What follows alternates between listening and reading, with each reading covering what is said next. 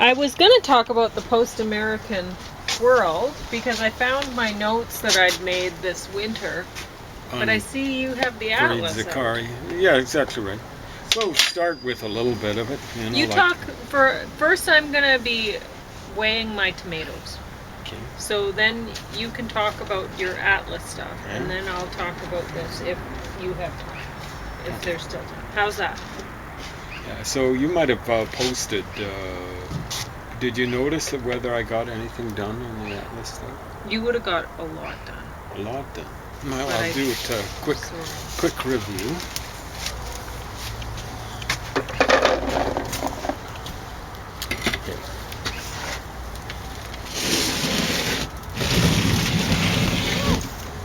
Sorry.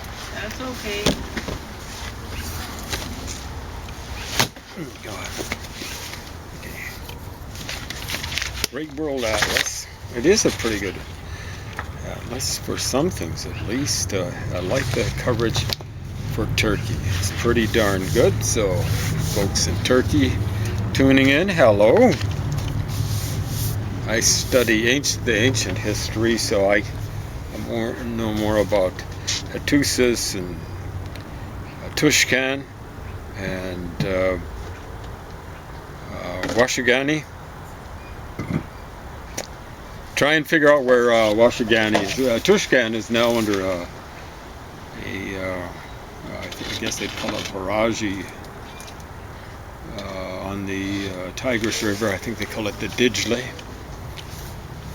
So we were looking at Syria before the other day, and we cut out sometimes. So I'm told maybe well into it. I'll just review fairly quickly. I was trying to find out. This was a long time back. I was trying to find out who was well, maybe funding ISIS. ISIS was funding itself a lot by exporting oil, and who was letting the terrorists in. I figured maybe it's the same thing. So I went through this exercise. Here's Syria, treated it like the center of a clock, and I started at noon and worked my way around until it was going to be midnight. Started off with the Kurds here, Peshmerga, kind of like, even though they're theoretically fellow Sunni with the ISIS dudes here in Syria and in wow, that one really came down with northern Iraq. They tended to be, what is it, KPP, Communist Party of Kurdistan or something like that. PKK, yeah, I believe is what it is. Kind of glitching. I've had a tough day at the hospital and stuff like that. Back's kind of hurting. Well, I said kind of. I'm resorting to understatement. So, got the run around at the hospital. But that's not unusual for me or for anyone, actually. Even where they've got a fairly good healthcare system like they have here in Alberta, I'm told, up until recently, it might still apply that we've got the best provincial healthcare system in Canada. Could be a whole lot better, but there you have it. Especially with the money that tends to come into the oil coffers here in Alberta, most time. So, I eliminated the Kurds as my most likely suspects. Of course, we should keep in mind that politics makes for strange bedfellows, and war makes for the strangest bedfellows of all. So there were a lot of faux gauches who were saying Saddam Hussein, he was secular and he'd never hang with Al-Qaeda. Oh, yeah, how about the Americans in World War II? Who were they allied with? Yeah, the commies in the Soviet Union. Who have they been more or less, who were they allied with in the second part of the Cold War? And still kind of allied with, it's a one-sided line, with the People's Republic of China. So politics makes for strange bedfellows, and war, things like Cold War and stuff like that, make for the strangest bedfellows of all. So I think this was the little enclave over here of the Al-Qaeda, headed by the guy who eventually had Al-Qaeda morph into ISIS and stuff like that. So yes, you see what happened was they were located on the other side of Kurdistan. And so he was using it as it wasn't a very powerful squeeze play, but he was making the Kurds fight on two fronts. Now, one of that's the one thing. The other thing about Saddam Hussein is to assume that he was rational is kind of maybe something that only the Fogoshes would do. Like he didn't have a firm foundation in reality. Here's what happened around 74. He's a Soviet catspaw at that point in time. The Fogoshes say, hey, the Americans, he was a creation of the Americans. The Americans under, check it out, Jimmy Carter were the ones who started arming him, but only in about 79 once he invaded Iran. But he was just the kind of guy who was always looking for a fight. And so what he did around 74 was he invaded Kurdistan. Oh! Next thing you know, he's lost. I think it got to the point where Kurdistan, an extended version of it was, we won't say 40%, we'll say 30%, because I like going with a lower figure if there's any doubt. And who were the allies of the Kurds? The Soviets. See, they were kind of like allies of Saddam Hussein. Now, they supplied him with army gear and equipment and stuff like that. Look how beautiful that is. And so he had lots of tanks and stuff like that, lots of artillery and planes and so on and so forth. But then he started running out of supplies, and he was saying to the Soviets, send me more, send me more. And the Soviets were saying, are you crazy? And that was a rhetorical question, because he was, right down to the end. And they were saying, we're supplying the Kurds, because they're our allies too, and we didn't ask you to invade the Kurds. And so you're not our ally anymore. And so you're going to have to, see what you can do. See, like, you notice the Kurds here, they weren't next door to the Soviet Union. The Soviet Union then came down here, included Azerbaijan here, and so on and so forth. And how did the Soviets get supply to the Kurds here? Well, it was through Iran. And at that point in time, the Shah was in power. He was an American ally. But the Shah was only too happy to let this, he was an enemy of, politics makes for strange bedfellows. And so the Shah was allying with, he was a mortal enemy of the Russians, but not that mortal that he wasn't willing to let them supply the Kurds, because he figured Saddam Hussein was a more dangerous threat, at least immediately, than the Russians. And yeah, he was right. So what happened was, Saddam's going, what do I do? He had a certain hold on reality. And so in order to placate the Iranians, to get them to stop supplying the Kurds, or allowing the Russians to supply the Kurds over Iranian territory, had to give up a little island in the Persian Gulf to them. And that's, of course, one of the things that he wanted to get back when he invaded Iran roughly 5 years later.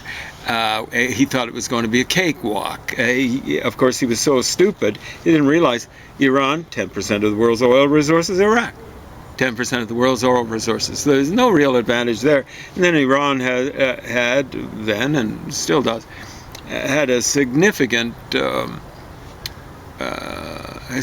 higher population.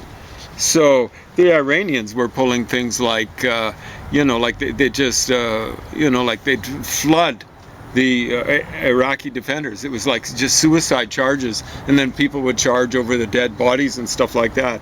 You see, like a stupid fool, not just stupid, crazy crazy. And the only reason why he stayed in power was the Russians were kind of willing to supply him once he got out of Kurdistan, in 74 and stuff like that.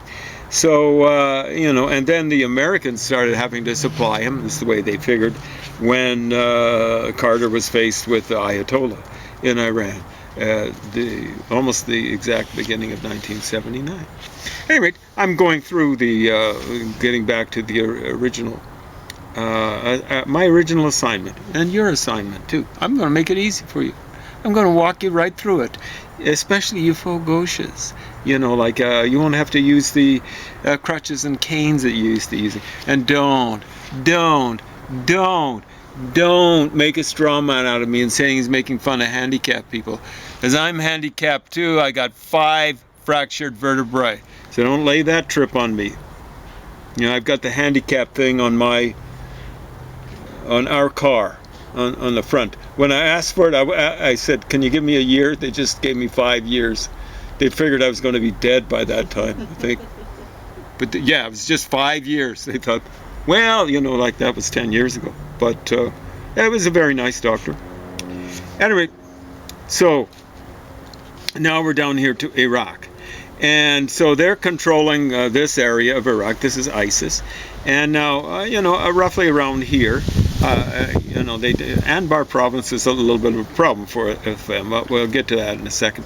So who is controlling the southern part of Iran, in other words, the part where you'd export oil out and would theoretically be bringing terrorists in?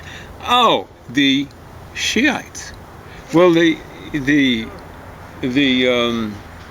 ISIS is like super Sunni.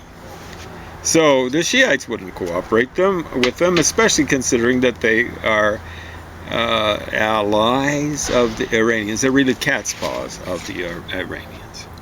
So that takes care of that. And then what we've got is, then the Saudi Arabia, down here.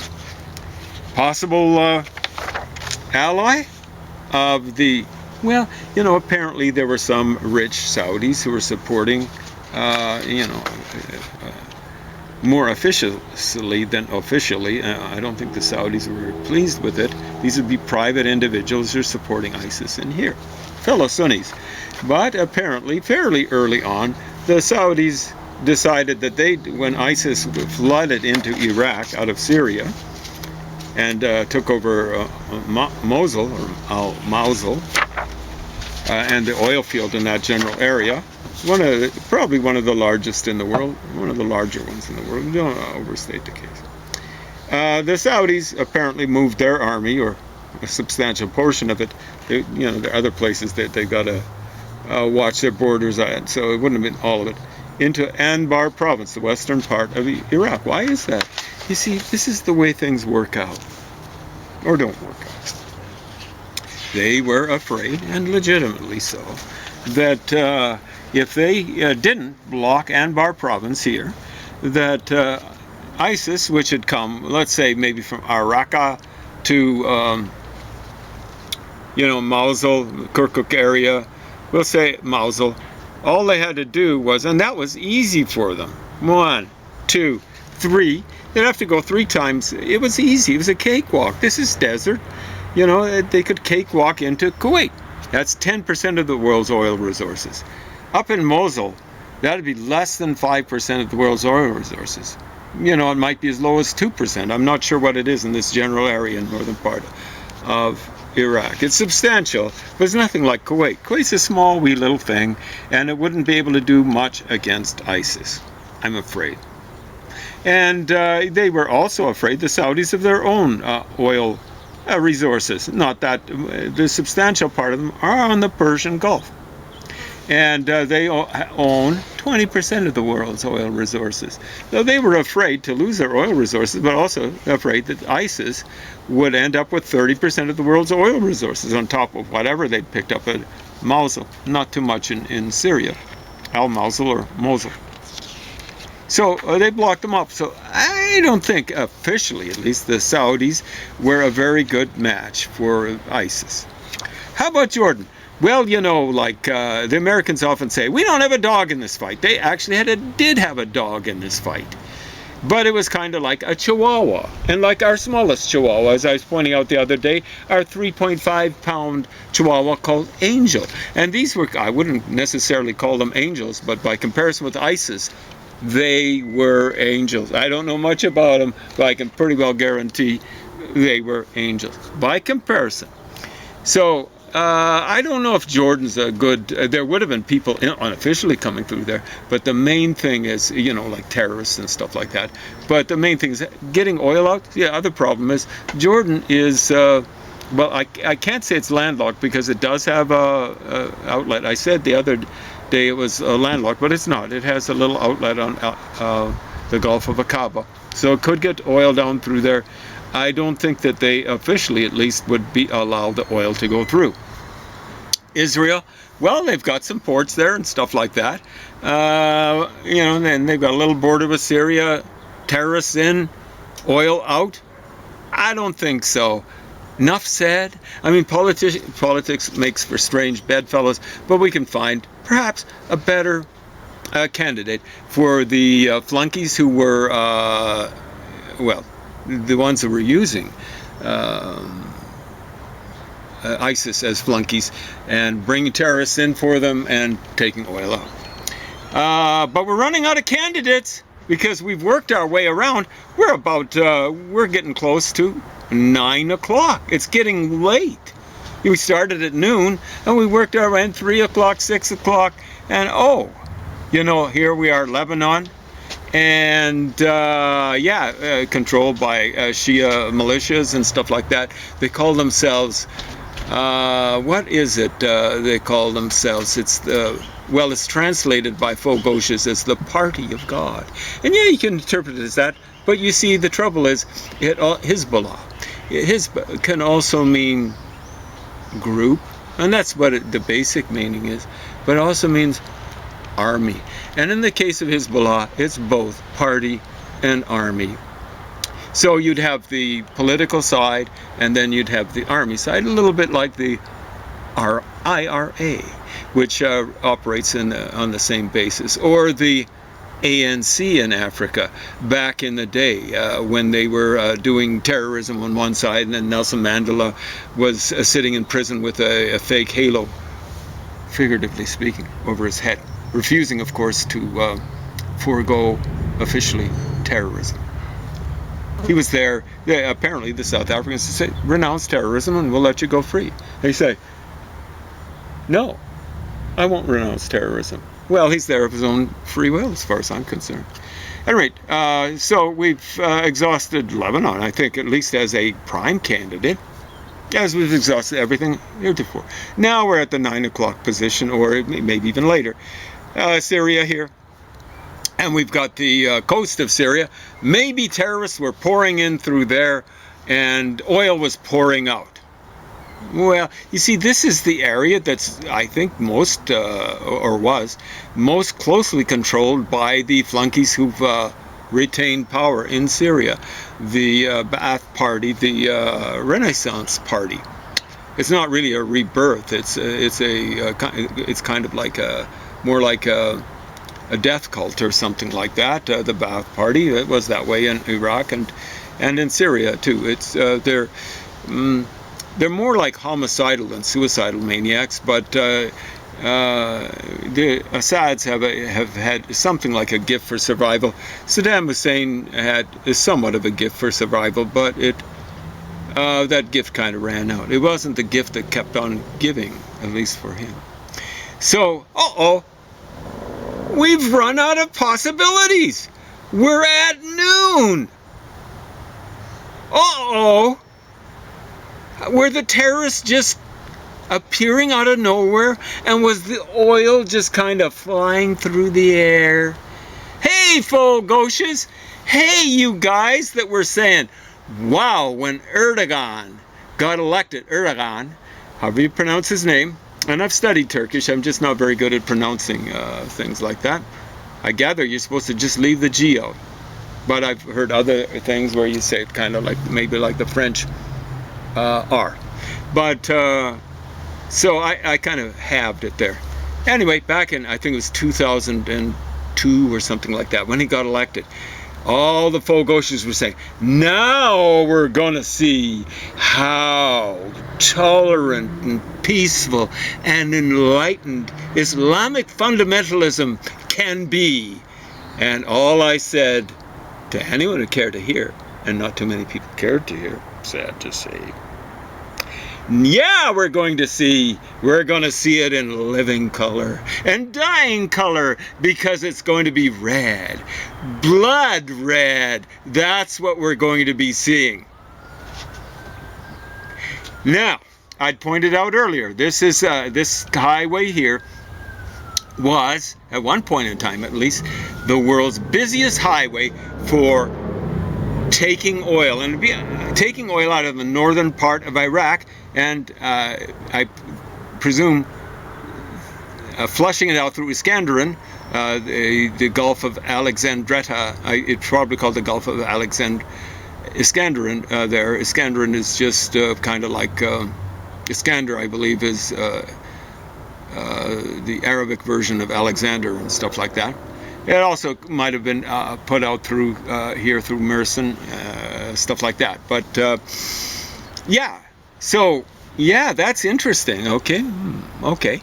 Now I know a guy who used to do archaeology, studying to be an archaeologist, and he worked his way up until he almost got his PhD.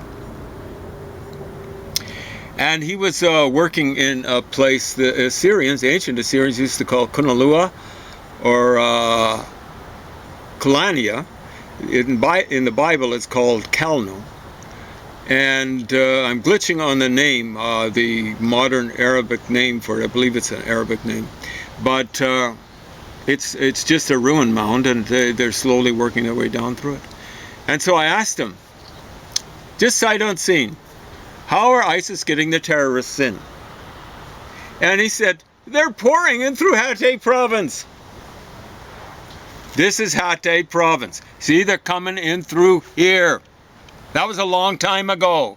I figured it out. They were pouring in through there. You think if Erdogan was interested in stopping them, he would have, could have? Darn tooting. He's not running a democracy there. Less and less of one each day. So people are going along saying, you know, like when he became more and more of a kind of like a tin pot dictator, they're going, my, he's changed. No, he hasn't changed. They're the same sort of stupid fogos as they're saying. Oh, Daniel Ortega in Nicaragua, my, he's changed. No, he hasn't changed. He was ethnic cleansing, borderline genociding, maybe even genociding people along the Mosquito Coast in the 80s. But there's no longer Bruce Cockburn, well, I guess he's still around, to defend him. If I had a rocket launcher, some SOB would die.